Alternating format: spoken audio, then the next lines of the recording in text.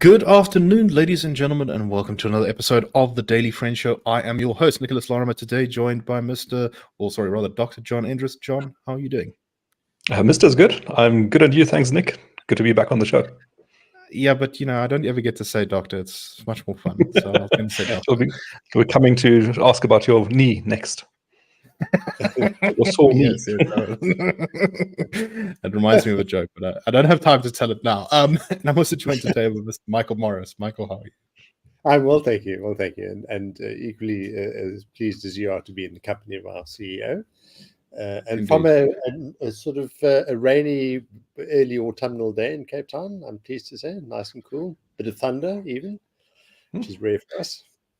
Yeah. Indeed. And may I take this opportunity to describe our glorious CEO as not only a handsome man, but a powerful man. But also merciful, Nick. Also merciful. Oh, yes, merciful. Yes. Never forget merciful. But speaking of handsome and powerful men, let's talk about our first story today. And Jacob Zuma, the ANC is starting to express publicly some regrets about the way they handled the Zuma era. We've already seen Fikile Mbalula's outburst a couple of months ago, saying that, essentially admitting that the ANC had known they were lying very deliberately on Zuma's behalf to protect him over the Nkandla scandal.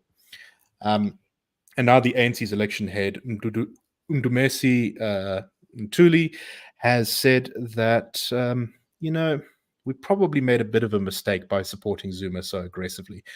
We had a bit of an oops. He said 1 month while he said that by supporting Zuma so aggressively through the courts and in parliament, that he had put himself above the organization and his brand had been put above the organization to the detriment of the ANC. He said, quote, "While one may not take away the good things that were achieved during his tenure as leader of the party and the ANC government, these are his achievements and the ANC's, but there are many things which are very strange that were done during that era, which were never dealt with while Jay-Z was still in the ANC. Some of these were revealed through the Commission of Inquiries and other investigations. Now there is evidence that Tom Moyane, until his contract was terminated by President Cyril Ramaphosa, and Dudu Mayeni and others took conscious and deliberate actions with the aim of walloping and hollowing these state-owned enterprises." At the same time, the ANC has found itself in a little bit of a bind because recently they had this high-profile resignation of I think he was the deputy leader of the Veterans League, and he was promised, Mvuso Msimang, and he was promised that he wouldn't have to resign. He wouldn't resign as long as the ANC excluded from its parliamentary lists people who were found to have a case to answer by the Zondo Commission's investigation into state capture. The ANC is now kind of getting close to the time where it has to submit the electoral lists, and it's a little bit awkward because included in the number of people who have been found to be, shall we say, perhaps having a case to answer, are people like Gwede Mantashe, the Minister of Mineral Resources, Energy, and the ANC National Chairperson, Zizu Kodwa, the Minister of Sports, Art and Culture, David Mahlobo, the Deputy Minister of Water and Sanitation, also the Minister in the Presidency, Nomvula Mokonyane, who is the first Secretary General of the ANC, a number of ANC members who, in the Daily Maverick story on this, a guy called Bongani Bongo, simply has numerous allegations placed next to his name. That's because I believe he has been charged or at some point was arrested in connection with the murder of his wife, the Malusi Gagaba. So let's just say that if the ANC did stick to this promise to its to Simang, that it would be excluding a rather large percentage of its senior leadership from parliament.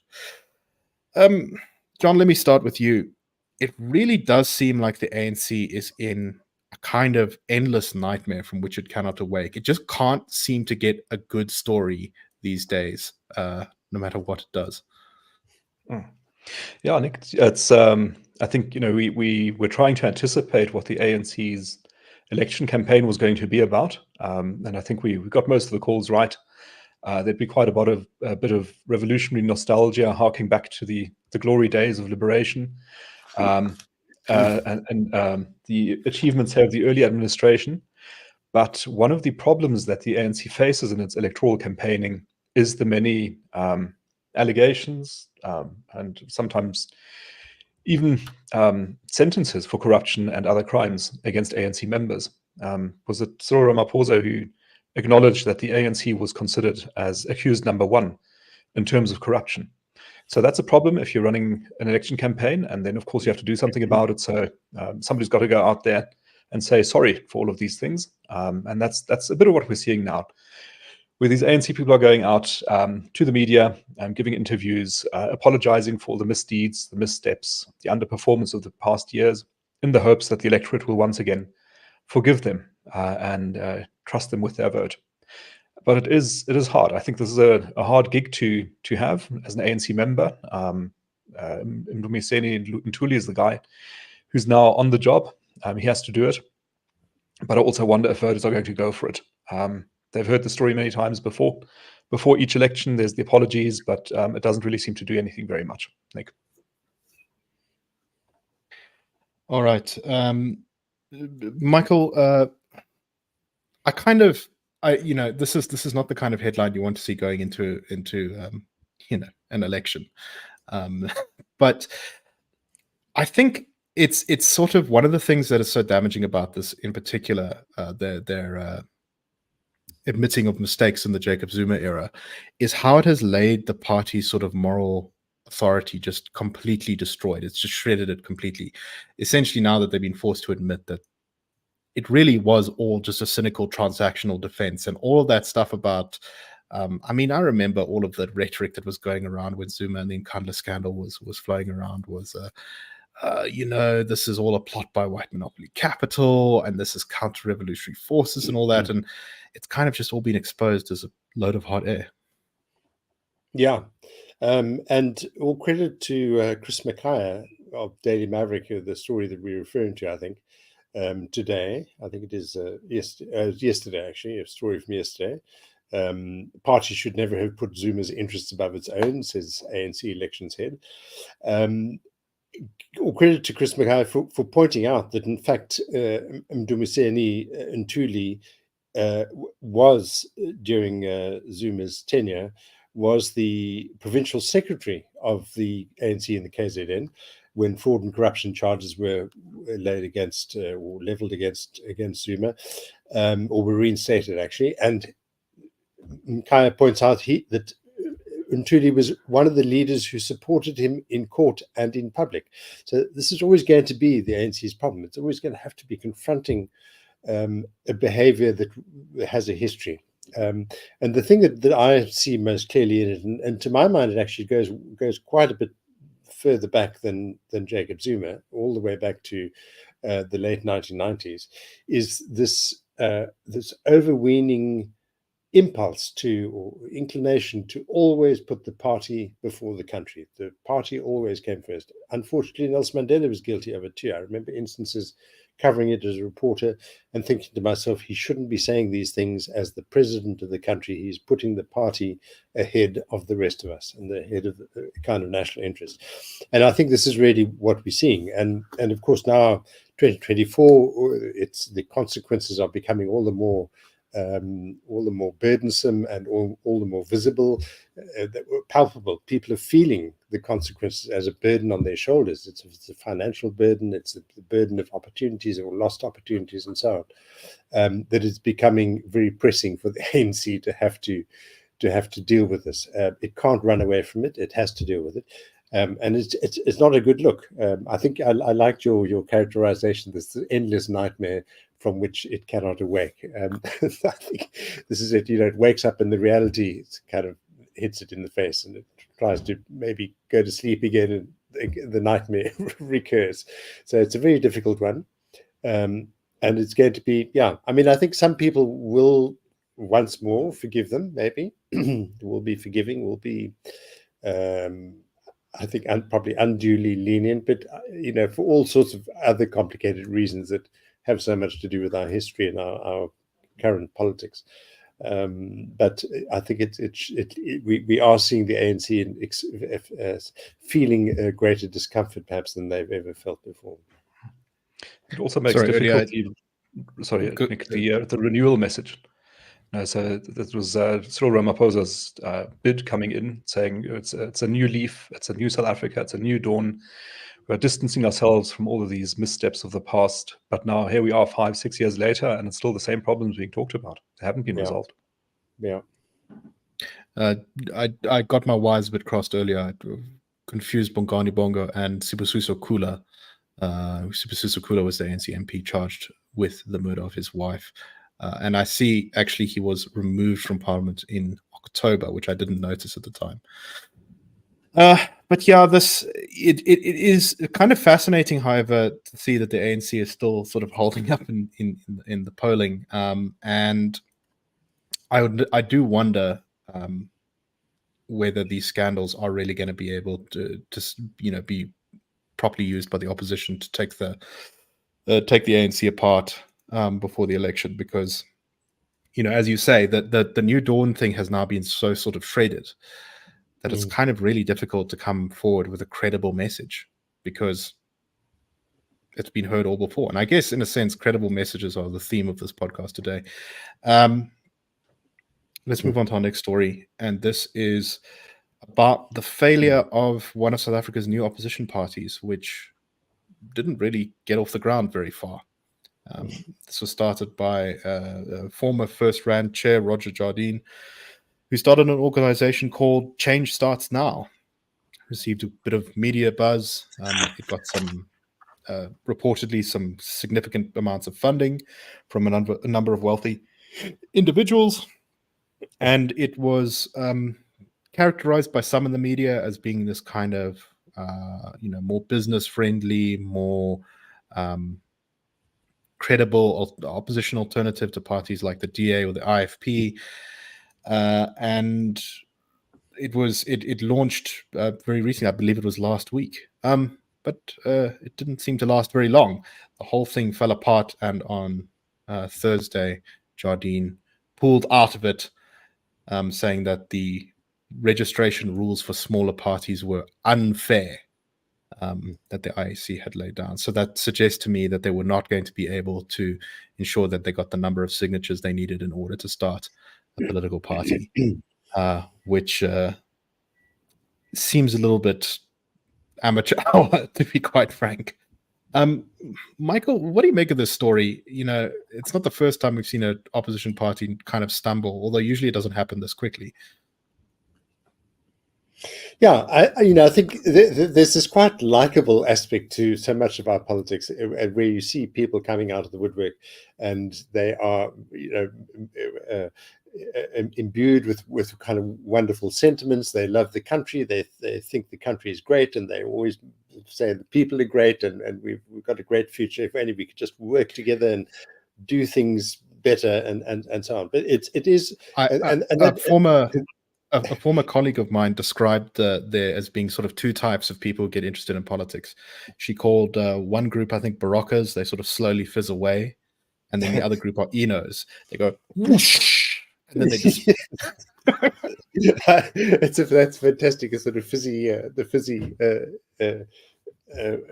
way of judging our politics, the effervescence or not of and I mean that's a very, very good metaphor, actually, because enthusiasm isn't enough, and well-meaning sentiments are not enough.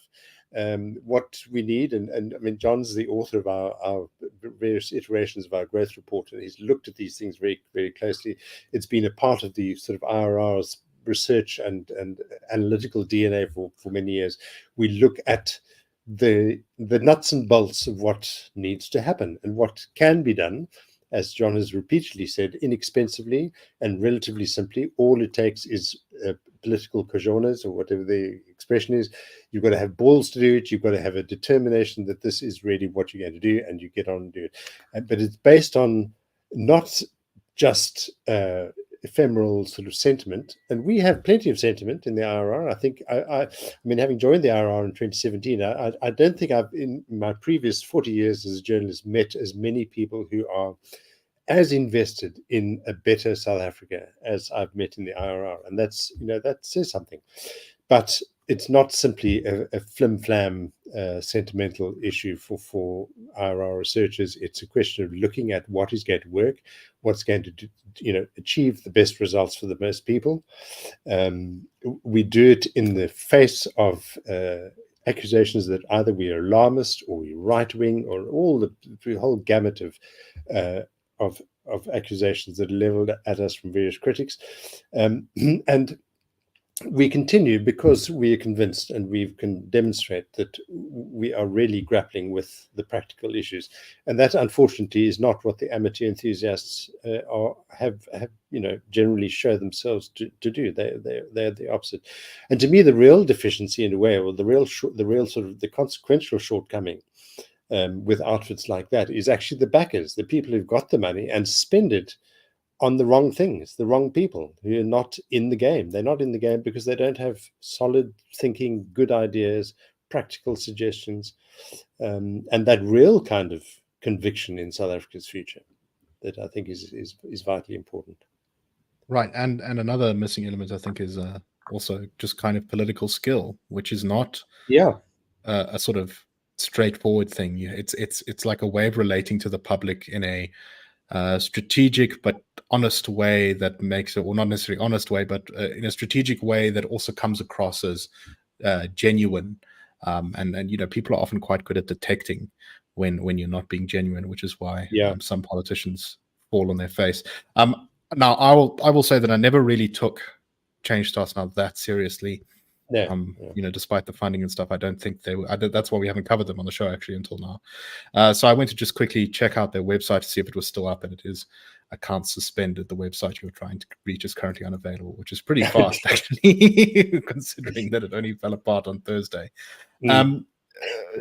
But John, when I was a politician, I'd meet particularly business people who would say things to me like, "No, why can't we just fix everything? Like if we just put someone in there who's like a good manager, we must just find someone who can be like a." Sometimes they say, oh, and there must be a popular figurehead, or maybe we just find someone who's good at business, and then he'll just be able to sort everything out.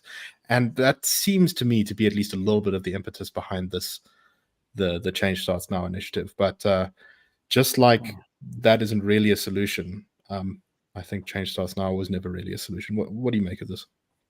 Well, I think one of the main lessons I draw from this story is the difference between long-term thinking and short-term thinking. And I think, we tend to want quick solutions. We're looking for magic bullets.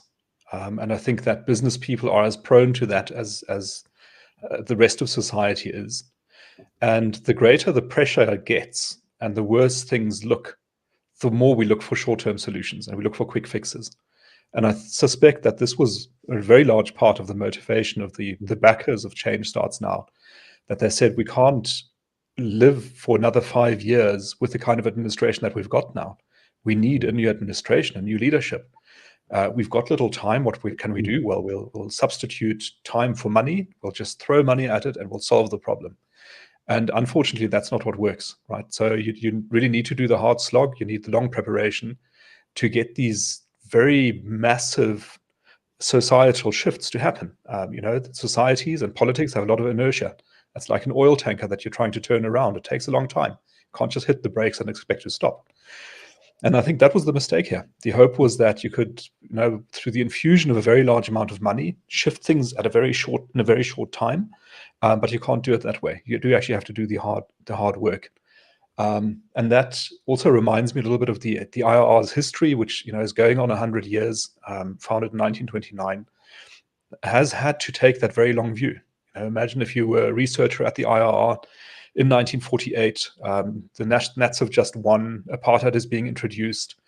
You get a funder that says, no, we have to stop that immediately. It throws money at it. You're not going to stop it that quickly. You have to do the long slog. You have to do the research, the thinking about it, the understanding of what is going on, what is motivating people if you want to change things. And here, in terms of backers, I think the role of the Oppenheimers should be mentioned, who did take a very long view back in the times of apartheid. I think supported the IRR as well, and did so not in the expectation of a turnaround within the next 3 months. Their expectation was to say, well, you've got to continue drip feeding liberal ideas into the bloodstream of the body politic if you want to shift things. And it's going to take a long time. And it did, but it worked in the end. And so if there's any funders listening to this, I would encourage you to take the long view and back organizations that also take the long view. That is what really shifts things. It's not the short-term thinking. Nick? No, exactly right. Changing the public debate is a very difficult and complicated process that takes a very long time. And the sort of impetus to fly in and, as you say, the silver bullet. I think that one of the best pieces of political wisdom I've ever actually heard was I was listening to a conservative American radio talk show host. And he said, there's this endless search by people of all political orientations on the left and the right and the extreme and the moderate to find the silver bullet. One legal case, one little fact, one little connection they can just make somewhere, and it's just going to make all of the people standing in their way fall away, and they'll win eternal victories and everything will be lovely. And it never ever works out. It always drives people mad or makes them depressed or ends up wasting people's time and barking up the wrong tree. And it's only by the slow slog of influencing the public debate that things actually do change in a different direction. Michael, do you have any yes, any more just a few thoughts. I liked John's highlighting the fact that one of the good things we see reflected in these organizations coming to the fore is the sense of urgency, and I think that has certainly gripped the public's imagination. We do need to do something. We can't dilly-dally, and let's get cracking. So there's something positive there. It's just how you do it is important. And the other thing is the idea that, partly picking up on what you mentioned, Nick, is that politics is much more a process than a product. It's an ongoing thing. It doesn't achieve something tomorrow and then everything is sublime and we're on a plateau of sunlit uplands and so on.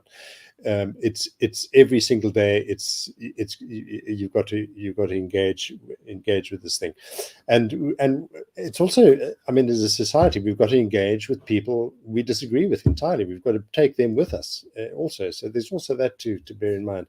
And then just finally, the point that John was saying, that one hopes that these backers are not simply going to be disappointed and go away, but actually, as Peter Bruce very perceptively noted in his piece, I think yesterday, that it'd be very important, or it'd be much more efficacious and positive for them to find somebody else who can actually carry the good ideas and carry the pressure and so on, precisely because it is urgent and precisely because it is a process. So yeah, let's hope that that's going to happen. Yeah, I think that's very much the case. And the Americans are quite a good example of this. When their favorite candidate in a primary fails or their favorite initiative through Congress doesn't really work out, they don't sort of take the soccer ball and go home. They do usually say, okay, now we're going to find the next best thing that we can give our resources to. Yeah, it's a good analogy. Okay, now we're going to talk a little bit about an editorial written in the Business Day about the ANC's election manifesto and what it says for the country's economic prospects going forward. And this editorial is very damning on what the ANC promised in its election manifesto. It says that the ANC's manifesto contained, quote, no fresh thinking about how to lift growth, that it barely mentions economic growth at all. And while it does prioritize unemployment, the only things it can come up with as ways to actually increase employment of South Africans is to spend taxpayers' money to create temporary jobs through government programs, or get the private sector to do it as some part of national effort or some other kind of like vague patriotic idea with unclear parameters. John, I must say it's very nice to see a significant newspaper endorsing many of the things that we've been saying. Yeah, so we've made this very much a focus of our work for this year. that being economic growth and how do you get it. And my position is that no party should be in power in South Africa that doesn't have a credible path to growth for the economy. And looking at the various election manifestos, really, I think the results have been quite mixed. I think we can be safe in assuming that the EFF policies, if implemented, would not lead to economic growth, but rather the opposite.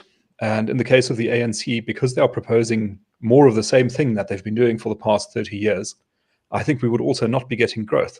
And that is a real problem.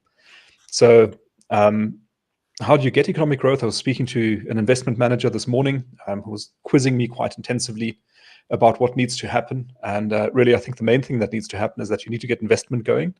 Our investment levels are at 14.2% of GDP. That was in 2022, when the world average is 26, and emerging markets are higher than 26. And if you're not investing money into your infrastructure, your machinery, your equipment, all of the things that you need to make stuff and ship stuff to customers, then the economy is not going to grow. That has to be number one. And the state has limited capacity to invest more because it is spending so much on consumption. So on salaries and procuring goods and services, but very little on investment. The private sector does have a lot of resources available, several trillion rand available to invest in South Africa, but which it is unwilling to do because the investment conditions are so unattractive. And this is where what Michael was saying earlier comes in. Like, if you want to shift that equation, you can do it rather inexpensively. You just have to eliminate the threats to property rights and make it attractive for investors to put their money in to the South African economy and encourage them to reap the rewards. And then you can really spark high levels of growth. But that's what needs to happen. Nick. Michael, what do you make of this? I think just to pick up on the theme of John's, what John's been saying, and the editorial in Business Day, their very final paragraph deals with something that we've made a campaign quite that I think people identify with the IRR, and that is the campaign against prescribed assets. And this is a case where, as I was referring earlier to critics calling us alarmist, this was 4 or 5 years ago. Prescribed assets reared its head, and we spoke up immediately about it, warned of the consequences. And at that time, people said, "Oh no, you're making too much of this. This is alarmist. This is fear mongering." And lo and behold, in 2024, we see in the election manifesto, prescribed assets comes up again. And the point, as John has just said, that if state-owned enterprises were run properly, and were sound investments, there plenty of people would want to invest in them. A good solid investment in a well-run project is something that asset managers and others would very willingly go for, but they wouldn't have to be coerced into doing so. But it would have to be a guaranteed investment. And I think there was a case, our colleague Maurice Reuters often mentioned this, Cape Town floated a bond to fund an energy project, and I think it was oversubscribed 4 times because its fundamentals were trustworthy and people could see, investors could see, this is something we would make money out of. It's not, they're not doing it out of the goodness of their hearts, and one doesn't want that in an economy. You want an economy to function on the basis that people are getting benefits at every level, and so this is a very succinct case of exactly what we are talking about. Instead of stepping back, focusing on the things that they should be doing well and doing them well, they are trying to coerce citizens into being part of a state-run enterprise, which is not being effective. Exactly right. John, any final thoughts before we close up for today? Yeah, one final thought here is that I do think we're not mistaken in observing a shift in the narrative. I think that the media, what you see on social media as well, is beginning to realize that without growth, you're not going to make stuff work, and you've got to figure out a way. I think there's still a lot of casting about for solutions on how to do this, but at least we're beginning to recognize that redistribution by itself is not going to solve the problems. You actually do need to get the growth going, in order to fix the country. And I think that's quite encouraging. We've got political contestation, lots of parties coming up. Let them each make their pitch on how they would achieve growth, and then succeed or fail on those terms. And so I've been doing some research on India recently, and one of the things that really strikes me about that place is that it's kind of the living proof that you really don't need to get everything or even necessarily most things right in order to start seeing a change in the direction of your country. As long as you get some of those fundamentals about not just trying to stamp on the throat of business all the time correct, you will actually see economic growth. You will actually see, a change in unemployment rate. You'll see a lot of new resources and development in the society because, despite government's best efforts in many cases, people do make a plan, and people can often see the potential of a developing economy, not just local investors but foreign investors. And as long as they believe that they will probably get a profit and that their stuff is very unlikely to be taken away, and that they won't be completely destroyed by some sort of arbitrary regulation or be taken down for a bribe, investors will take a shot at things, improving things. And that's why India has 7% economic growth and we're sitting at less than 1%. It's not because they do everything right, it's because they do enough right. And I think, as a country we're beset by many problems, maybe we should start by at least doing some things right. And then presumably we can work our way up to getting most things right. That would be nice. Okay, thank you very much for watching. I hope that you all found the show interesting, and we will see you next week. Sorry, tomorrow. I'm very muddled today. Apologies. On the Daily Friend Show. Cheers, everyone.